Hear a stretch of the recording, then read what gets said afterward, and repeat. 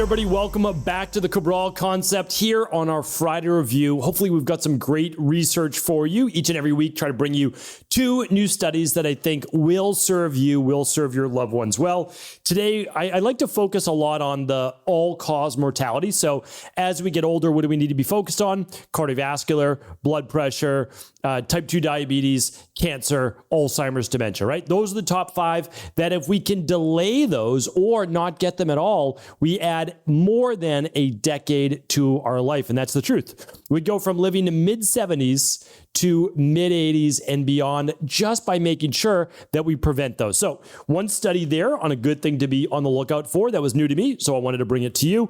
And then a great way to drop your blood pressure by 7.1 points, right? So that makes a huge difference. If your blood pressure is over 130, you're considered now high blood pressure, or at least close to 135. If we drop 7 points, you're back into the norm, especially on that diastolic number. And I'll share with you how to read your own blood pressure at home, and then also what you can do in order to drop it by 7.1 points. All right, before we do that, we're going to give you a quick tip to start the new year. This is a challenge for everybody. Many of you may already be doing it, but let's make sure, if you're not, that you stick to this, and a less expensive, easy to use water tester to look at the ORP of your water, as well as the pH. All right, before we dive into all of those, I'd love to be able to do a nice little update for the week. This is our official functional medicine detox community week. So this is our community challenge where people participate either with a 7-day, 14, or 21 day. I myself am doing a 7-day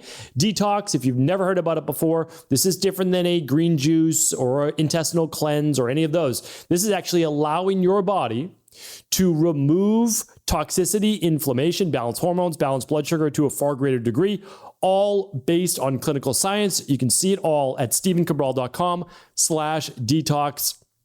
Highest recommendation, if you haven't already signed up, sign up to do it this month to start your new year. It will help with all of your body transformation and or health goals. So, and the nice thing is it doesn't cost anything more than a normal week of eating food. It really doesn't. So check it out, stephencabral.com/detox, and check out cabralsupportgroup.com for all of the support and all of the testimonials and success stories, and obviously getting your questions answered complimentary. All right, let's get started. Recap for this past week. I love the Monday show because it really got me thinking as well. And I like to start to think bigger and think faster, and because nobody wants to reach their goals slowly. I mean, there's just not a whole lot of people out there, right? And so for me, even though I'm now I really am bought into it is about the journey, because I've been fortunate enough to set goals and accomplish goals. And every time I reach a goal, well, I set new goals. And I don't think that that's bad. And that's kind of part of human nature.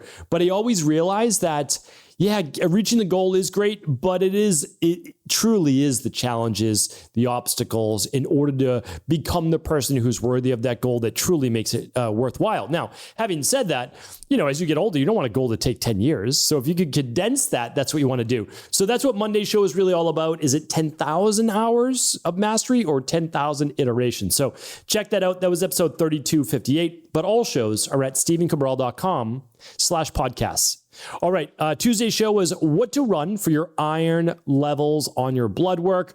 Extremely important because most pediatricians for your kids and or your PCP they just don't run these labs for your iron, and they should, especially if you're dealing with some of the low iron-based symptoms.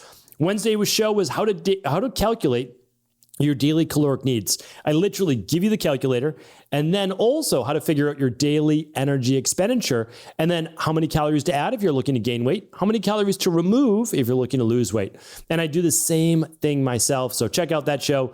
And then yesterday's show was this free nutrient saves your brain as you age. This is so important, especially for your parents, your grandparents, or maybe even you, if you're not getting enough of this on a daily basis. And yes, it is free to most of us, fortunately. All right, here we go. So all of those shows will be at stephencabral.com/podcast. Now, for all of the research and the products from today's show, that will be at stephencabral.com/3262, which is today's show. All right, so a bunch of weeks back, probably 6 months ago, I brought you an ORP meter that you can test your water.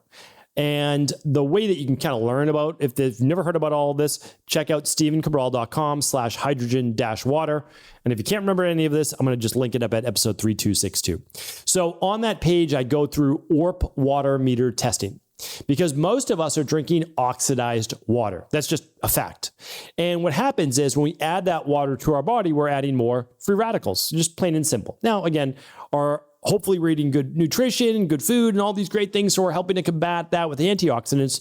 But if we don't have to drink high oxidative water, well, better that we don't. So it's like one of my top recommendations is this essentially it's called negative ORP, which means it's not oxidizing us. It's actually an antioxidant water. So I brought you this ORP meter. I share it with you on that page, but I found a less expensive and easier to use one that isn't at 100%, because this thing's like a couple $100, like super accurate. This one's less than $50, and it will measure your pH of your water, your total minerals, so parts per billion in minerals, and it will measure your ORP. And so it's pretty amazing. So I have it here for you right here. Again, I'm not paid by this company. The company name is Analytical Instruments. However, there are multiple ones out there. This was recommended by an amazing team member we have, Cassie.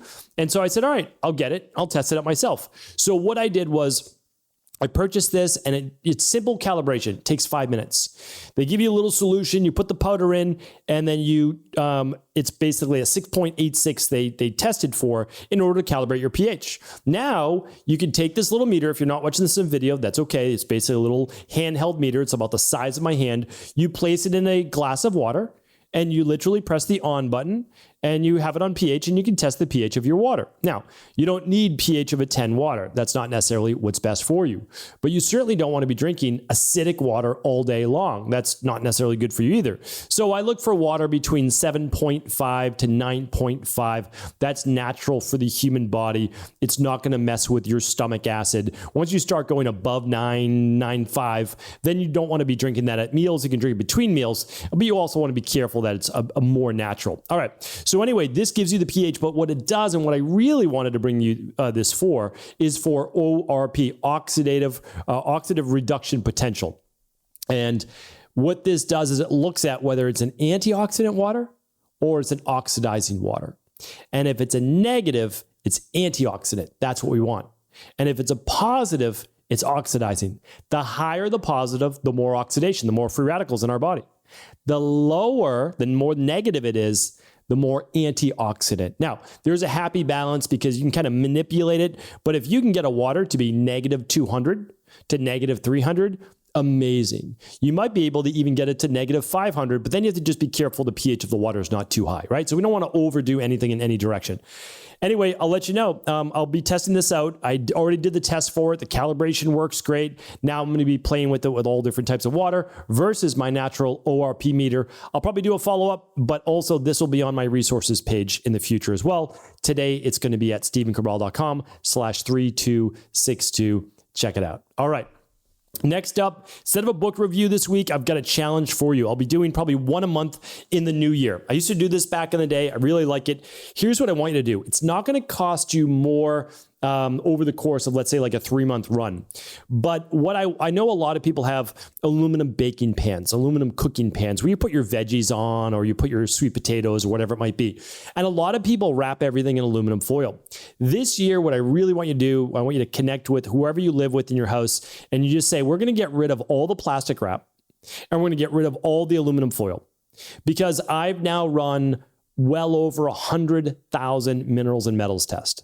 And I know most people, because aluminum's so pervasive in our tap water, our shower water, and our food, and aluminum foil, aluminum antiperspirants, et cetera, that we need to cut down. So here's the thing. When you bake your veggies and all that, if you have an aluminum pan, you don't even need to replace that. Change the pans that you're using a spatula on. For your aluminum baking pans, put a piece of non-bleached parchment paper or healthy equivalent. I can give more recommendations in the future, but this is super simple. So a baking sheet, non-bleached parchment paper, no aluminum in them. And then what you're going to do is be able to cook right on that. Don't even need to add oil. Chop up your veggies, put everything on. You can add your olive oil afterwards. All right. So that's the first one. No more aluminum foil. The second one is no more plastic wrap. So why do people have plastic wrap? Well, they have leftovers and it's on a plate or it's in a bowl, and then they plastic wrap the top and then they put it in the fridge. Hopefully you're not microwaving with that. I know so many people do it. Please don't do that. Here's what, because there's PVCs and there's all sorts of different chemicals in that plastic wrap. All right. So ideally you buy a set of glass containers. And I'll try to link those up today at stephencabral.com/3262 as well. They'll just be an Amazon brand most likely. All right, so you can get Pyrex or other brands, and it's a little rubber seal or silicone seal, and then sometimes they're a plastic lid, but it's a glass bottom.